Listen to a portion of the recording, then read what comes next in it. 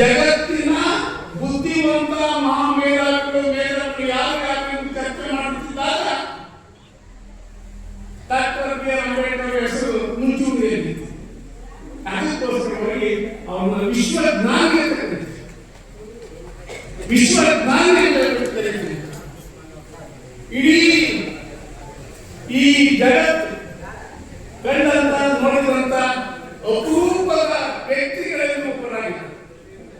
ಈ ಜಗತ್ತು ಬರೀ ದೇಶ ಅಲ್ಲ, ಈ ಜಗತ್ತು ನೋಡಿದಂತ, ಈ ಜಗತ್ತು ಕಂಡಂತ ಅಪರೂಪದ ವ್ಯಕ್ತಿಗಳಲ್ಲಿ ಒಬ್ಬನಂತ ಗುರುತಿಸ್ತೀವಿ. ಜಗತ್ತಿನ ಸಂವಿಧಾನಗಳನ್ನು ಓದಿಬಿಟ್ಟು ಭಾರತ ದೇಶಕ್ಕೆ ಹೊಂದಿಕೊಳ್ಳುವಂತ ಸಂವಿಧಾನವನ್ನು ಕೊಟ್ಟಂತ ಸಂವಿಧಾನ ಶಿಲ್ಪಿ ನೋಡಿ. ಭಾರತ ಇಡೀ ಜಗತ್ತಿನ ಸಂವಿಧಾನಗಳನ್ನ ಓದಿಬಿಟ್ಟು ನಮ್ಮ ದೇಶಕ್ಕೆ ಹೊಂದಿಕೊಳ್ಳುವಂತ ಸಂವಿಧಾನ ರಚನೆ ಮಾಡಿದಂತ ಸಂವಿಧಾನ ಶಿಲ್ಪಿ ಅಂತ ಕರೀತೀವಿ.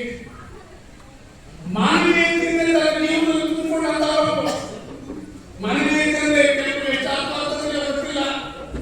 ಕಷ್ಟದಲ್ಲಿದ್ದಂಥವ್ರಿಗೆ ಸಹಾಯ ಮಾಡೋದೇ ಮಾನವೀಯತೆ. ಶೋಷಣೆಗೊಳಗಾದಂಥವ್ರನ್ನ ಮೇಲ್ಕೆತ್ತುವಂಥದ್ದೇ ಮಾನವೀಯತೆ. ಆ ಮಾನವೀಯತೆಯನ್ನ ತನ್ನ ಬದುಕಿನಲ್ಲಿ, ಜೀವನದಲ್ಲಿ, ತನ್ನ ಉಸಿರಿನಲ್ಲಿ ತುಂಬಿಕೊಂಡಿದ್ದಂತ ಮಾನವತಾವಾದಿ ನೋಡಿ. ಮಾನವೀಯತೆ ಹೇಳ್ತೀವಿ.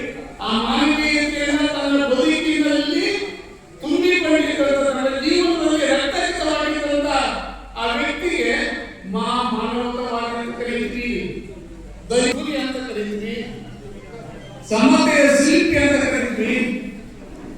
ಅಂತಾರಾಷ್ಟ್ರೀಯ ಖ್ಯಾತ ಅರ್ಥಶಾಸ್ತ್ರಜ್ಞರು, ಈಗ ಗ್ರೇಟ್ ಎಕನಾಮಿಕ್ಸ್ ಅಂತ ಕರೀತೀವಿ ನಾವು.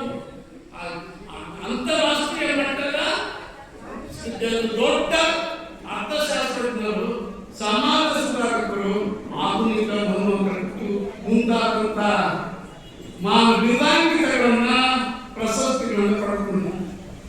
ಇಷ್ಟೆಲ್ಲ ಪಡ್ಕೋಬೇಕಾದ್ರೆ ಅವರು ಚಿಕ್ಕ ವಯಸ್ಸಿನಲ್ಲಿ ಅನುಭವಿಸಿದಂತ ಶೋಷಣೆಯ ಸ್ವರೂಪವನ್ನು ಹೋರಾಟ ಮಾಡಿದಂತ ಜೀವಂತ ಚೇತನಾಗಿರೋದಕ್ಕೆ ಇವೆಲ್ಲ